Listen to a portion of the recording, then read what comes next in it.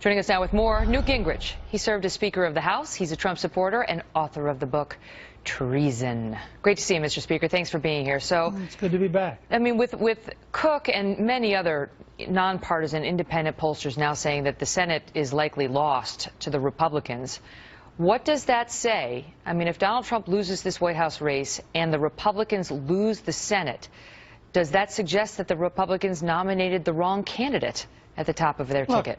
The next 2 weeks are a contest of two parallel universes. I just listened to that report. First of all, I used to hang out with Charlie Cook when he would explain that Donald Trump was hopeless and would not get the nomination. I like Charlie. That doesn't mean he's infallible. But let's take the report we just got. Republicans are actually outvoting Democrats in Florida. They're outvoting Democrats in Pennsylvania. That's unprecedented. They've cut the Democratic lead. You predict a win in Pennsylvania? I think they might. Really? You think Trump's going to win Pennsylvania? Look, all I can report to you right now is they're outvoting the Democrats in early voting, which is also true in Florida, which is unprecedented. But all of the polls in Pennsylvania have her winning. What? All of the polls in Pennsylvania have her ahead. I know. I just told you we have two alternative universes right now. In Iowa, for example, the Democrats are 50,000 votes behind where they were with Barack Obama in turnout. The governor is very confident we're going to carry Iowa, which Obama carried last time. I can just carry you through case after case like this. In Minnesota, we're almost certainly going to win the congressional seat up around Duluth, which is a very Democratic area, but it deeply dislikes Hillary Clinton. And represent now. But let me just ask you. Let me just ask you, because you say it's two alternate universes. I mean, these are sort of small examples of how he might be heading early voting and so on. But I'm telling you that the Fox News decision desk just moved Iowa, that you just mentioned, Indiana, 2nd Congressional District in Maine. All of them moved left, moved more likely to vote for Hillary Clinton. And in fact, all of the moves that have been on this map over the past 3 weeks by Larry Sabato, by Cook, by the Fox News decision desks. These are nonpartisan outlets that are just trying to call the electoral scoreboard. They're not nonpartisan outlets. Every outlet you described is part of the establishment. Fox News, really? Are we? I don't think so. Oh, and they've every state they've moved it to the left, towards Hillary. And you tell me whether that's all made up. No, I think they're two alternative universes. You have a poll which suggests that she's going to get a Barack Obama turnout among African Americans. I don't think that's going to happen. You have a Washington Post ABC News poll where they took out 8% of the vote because they didn't like the way it voted. Look, I've been around long enough. I remember when the Detroit Liberal newspaper on the Sunday before the election said John Engler would lose by 14 points. He won the governorship that year. I don't take polls as seriously as people who've never run for office. But your candidate loves them and has touted them from the beginning. And he's been behind in virtually every one out of the last 40 polls that we've seen over the past month. That's the reality. Look, if you want to assume the election's over, skip the next 2 weeks and we can talk about the future. I'm not assuming anything. I'm asking you whether you believe your candidate's behind based on these numbers and what it says about the down-ballot races. I believe the odds are at least 1 in 3 and maybe better than that the difference in intensity and the difference in determination and the degree to which Hillary Clinton is clearly the most corrupt, dishonest person ever nominated by a party all mean that the odds are pretty good she's not going to win. Now, I actually believe that. This is not just because I'm for Donald Trump. I actually believe the American people so let me ask you about that. By this. Let's assume she is corrupt, right?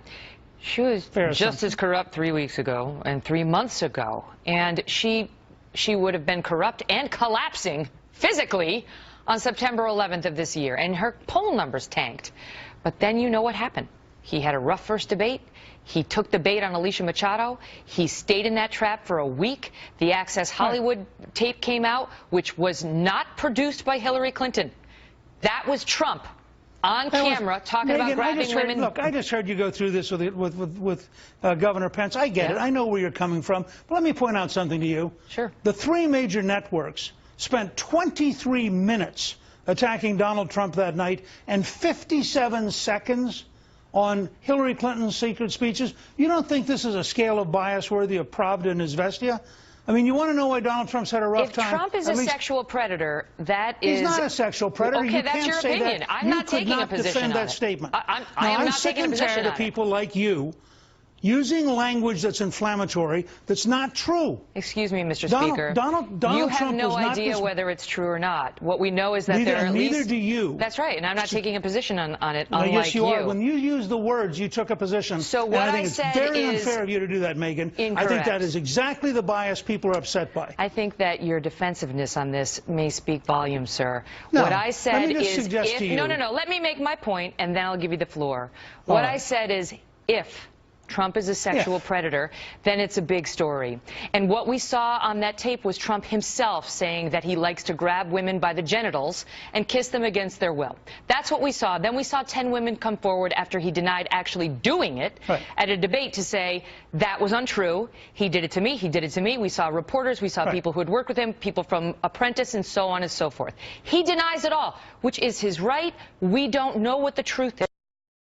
My point to you is, as a media story, we don't get to say the 10 women are lying. We have to cover that story, sir. Sure. Okay, so it's worth 23 minutes of the three networks to cover that story. And Hillary Clinton, in a secret speech in Brazil to a bank that pays her $225,000, saying her dream is an open border where 600 million people could come to America. That's not worth covering. That is worth covering. You want to go back through the tapes of your show recently? You are fascinated with sex, and you don't care about public policy. Me? Now, that's really? what I get out of watching you tonight.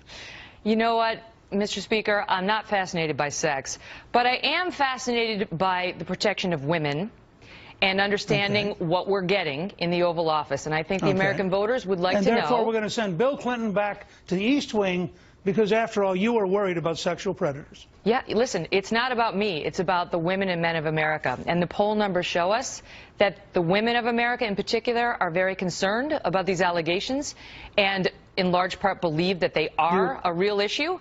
And do you want to comment on whether the Clinton, do you want to comment on whether the Clinton ticket has a relationship to a sexual predator? We, on the Kelly File, have covered that story as well, sir. I will tell you the polls. I just want to hear you use the words. I want to hear you use the words, Bill Clinton, sexual predator. I dare you. Say Bill Clinton, sexual predator. Mr. Speaker, disbarred by the Arkansas bar. Disbarred by the Arkansas bar. $850,000 penalty. Excuse me, sir. We on the Kelly File have covered the Clinton matter as well. We've hosted Kathleen Willey. We've covered the examples of him being accused as well, but he's not on the ticket. And the polls also show that the American public is less interested in the deeds of Hillary Clinton's husband than they are in the deeds of the man who asks us to make him president, Donald Trump. We're going to have to leave it at that, and you can take your anger issues and spend some time working on them, Mr. Speaker.